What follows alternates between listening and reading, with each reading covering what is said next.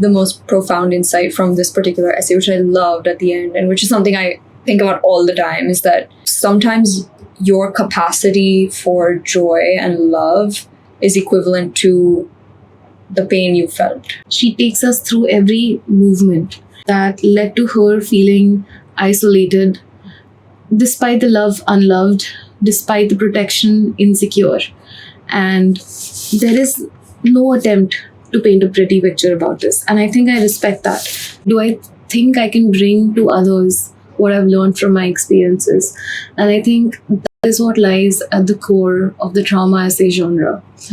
Hello and welcome back to another episode of the College Essay Scoop, where we pull back the curtain on all things college application essays. We're back again with more seasoned veterans of the college essay game to dissect, dismantle, and analyze why certain essays worked and how you can replicate those lessons in your own writing. So welcome, Annie. Welcome back, Megha. Hello. Thrilled to have you all. The next student I want to discuss with you guys is someone who did not want to write a trauma essay and said that, I'm not my trauma, I'm not all of these incidents. And very interestingly, it was their father who left, and her mother being the constant support at home.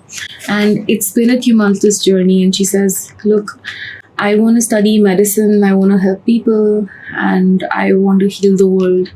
And I'd much rather talk about that than this in my Common App essay. But we weren't really as keen if she wasn't keen, Yeah. We say that, you got to use this as an opportunity to process your feelings. But if you're not ready to, then you can fall into that little trap of trying to forcefully suppress those negative feelings and then talk about something positive. You do this because you want to be well liked, you want to be respected for what you went through. But what you do then is entirely escape the whole point of processing, which is understanding what happened to you, why that happened to you, and how you feel about it now. This essay actually emerged as a therapeutic exercise where we asked them to just write.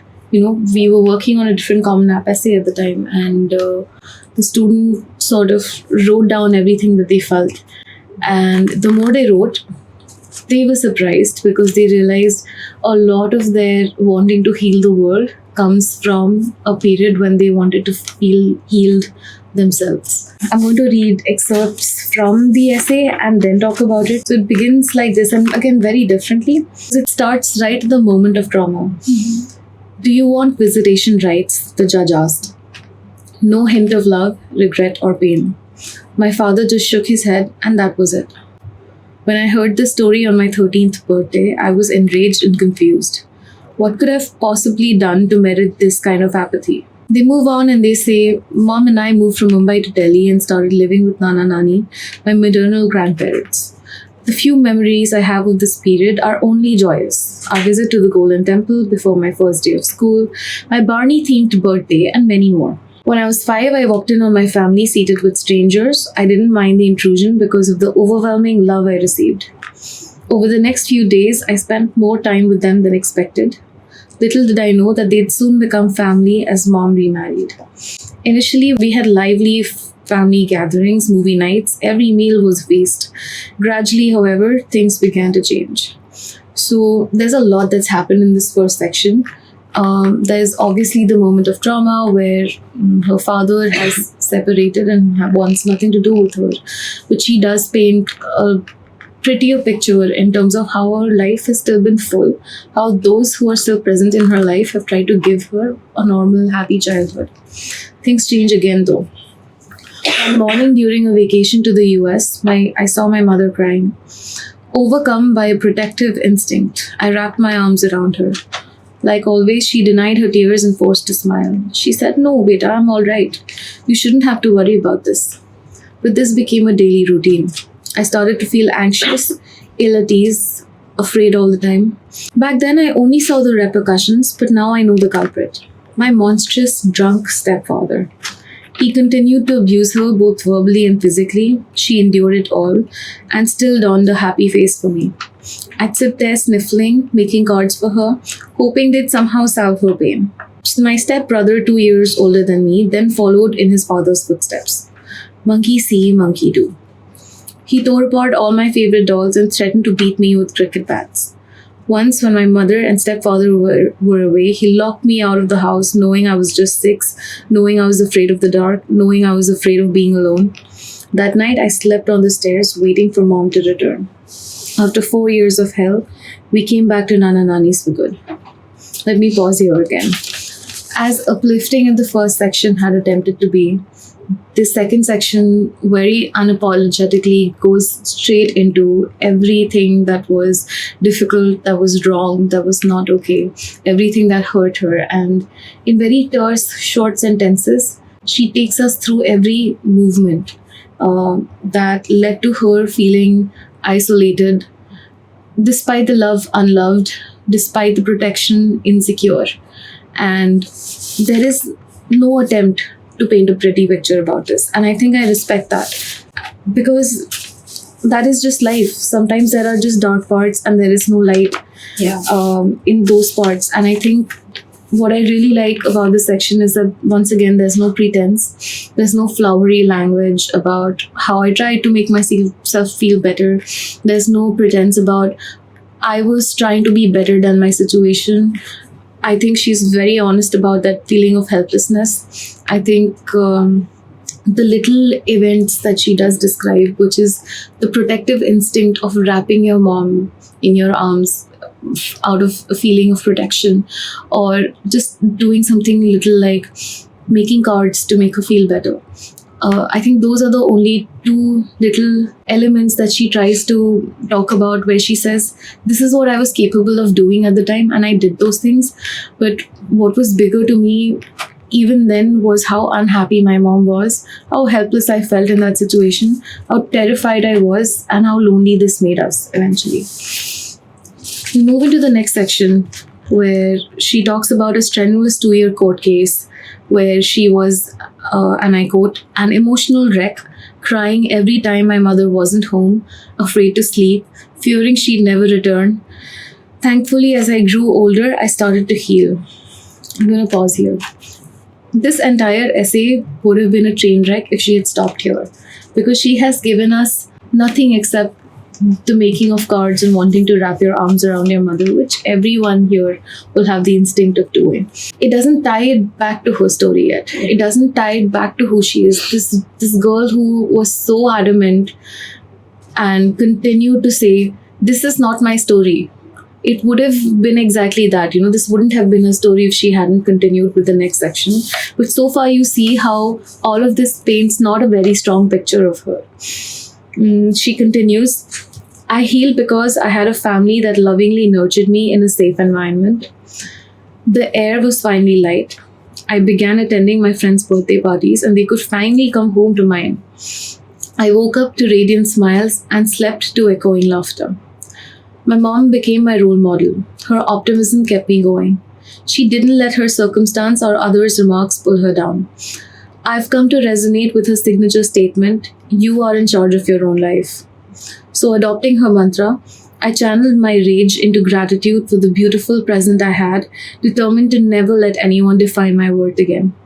This became the driving force that makes me work hard, to be strong, to heal others. I believe in using negative experiences as a catapult that pulls me back only to help me charge forward with more force than before. I know what it's like to feel abandoned, so I'm the girl who ensures everyone feels included wherever I go. I know what it's like to feel scared all the time, so I'm the girl who comforts others in the dark.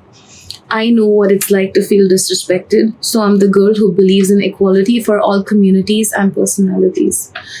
I know what it's like to feel alone, so I'm the girl who checks in on her loved ones, because I'll never let go of my visitation rights to them. To me, the last two paragraphs, but specifically the last few lines that I just read out, ties this entire essay together, because this entire essay was a build-up of her knowing some devastating emotions so up close and then acting out to reverse that. Yeah. Tying every devastating emotion that she's ever felt to catapulting herself into this thriving force that she describes, to become a ray of positive light and hope in all the other places that she's engaged at. And it doesn't stop with her family. It continues into all her work. And in her other supplemental essays, when she talks about wanting to be a doctor and protective of life, protective of not just life but also human dignity, it all flows Ties in. into that. Yeah. You can also see her resolve through the last paragraph. It does not feel like those words are just empty, like hollow words that she's just proclaiming. You can feel like she's been through them. She's been through these really hard times. She's learned from them. Yeah. And like I said earlier, she's embraced them and turning them around, as you said, like reversing them into becoming just someone who she needed in that time. So, One thing I really liked about the way she approached her essay is that you can, like, I'm going to make this action, but when you pull an arrow, you go like this, right? Yeah. So she creates this moment of intensity in the throughout. reader throughout, and you realize, will this intensity ever find a release? And she just lets go right before her final paragraph begins. And I think that is another way of approaching and this is something very interestingly stand-up comedians also do. They build the tension to a point so that the moment of release can be just as sweet or just as meaningful in her case. Yeah. True. Yeah. So how did you convince her to, use this story instead of the other one?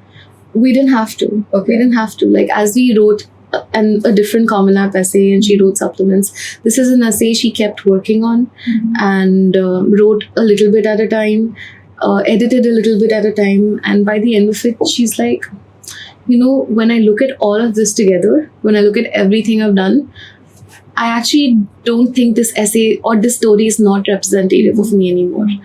It was looking right back at her in 650 words. Yeah. That's why I tell my kids it's so important to just start writing. Like, even if you want to start in the middle of the story, you want to start at the end of it, you want to start in the middle of a sentence, just start writing, because you would not know how your story would evolve, like from just an outline or from just a thought in your head. You need to You put have to it down. write. Yeah. So true. And not judge yourself at the Yeah. outset. Not censor yourself. Oh, this is not practical. Oh, this is not what they would like. Yeah. Like the initial stage of writing the Common App can It's look so like cathartic. Yeah. I think a question students should ask themselves is not, will I be perceived as likable? Yeah. Rather, do I like myself after Yeah. having written this? Yeah. Or after reading what I've written, do I like myself? Do I want to love myself a little bit more? Do I think I can bring to others what I've learned from my experiences? And I think that is what lies at the core of the trauma essay genre, which is human experience, right? And it may not be the flowery birds and flowers and everything. Yeah. No rainbows here, but at the very core of human existence lies some very raw emotions.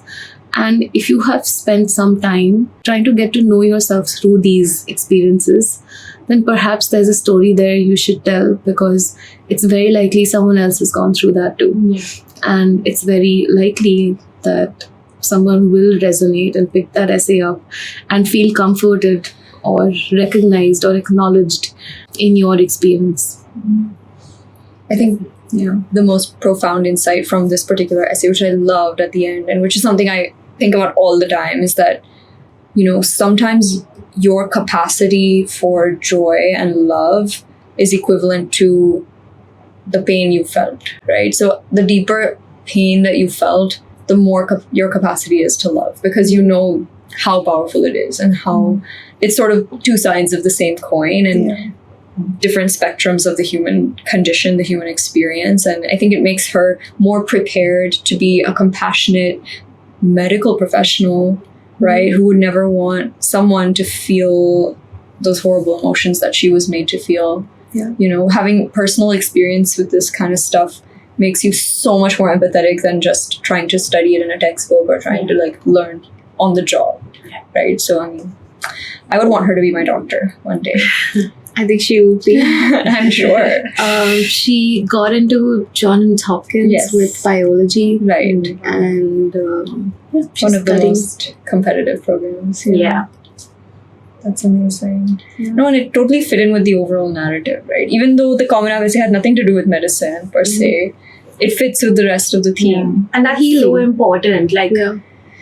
they don't have to be the same thing. Like, but as long as there's that one thread tying everything together, you have a solid narrative. You have a solid profile. A consistent person represented. Yeah.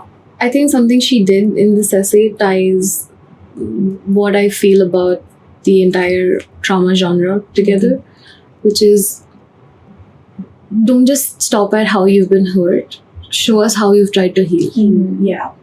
1000%. On that very cathartic note, let us draw to a close for Yeah. yet another college essay scoop with the greatest, the best. If you like this video, please hit subscribe and share it with any of your friends who might be working on their Common App essays pretty soon here. Thank you for watching, and we'll see you next time. Bye.